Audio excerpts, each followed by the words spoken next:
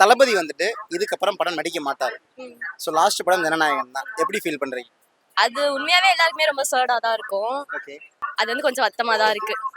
இந்த காலேஜ் வயசுல தான் வந்து அவரோட மூவிஸ்லாம் கொஞ்சம் என்ஜாய் பண்ண முடியும். இப்போ முடியுதுன்னு நினைக்கிறது கொஞ்சம் கஷ்டமா தான் இருக்கு. இதுக்கப்புறம் வந்து அவர் வந்து நீங்க ஸ்க்ரீன்ல பார்க்கவே முடியாது.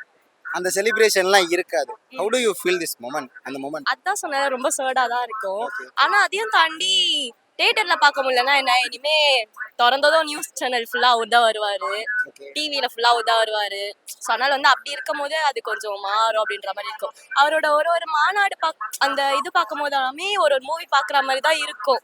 அந்த ஃபைனல் கிளைமேக்ஸ்ல வந்து மெசல்ல வந்து பேசுவார்ல, அவர் வந்து இன்ஃபேக்ட் வந்து ஸ்க்ரீன்ல ஆன் ஸ்க்ரீன்ல வேற ஆஃப் ஸ்க்ரீன்ல வேற அவர் இல்லை, சேமா தான் பேசுறாரு. எந்த இடத்துலயுமே வந்து யாருக்குமே பயப்படாம ஸ்ட்ரெயிட் ஃபார்வர்டா வந்து சொல்றாரு. லாஸ்டா நீங்க பாத்தீங்கன்னா கூட தெரியும், அந்த நேம்லாம் கூட அவ்வளோ இதுவா சொல்லியிருப்பாரு அவரு.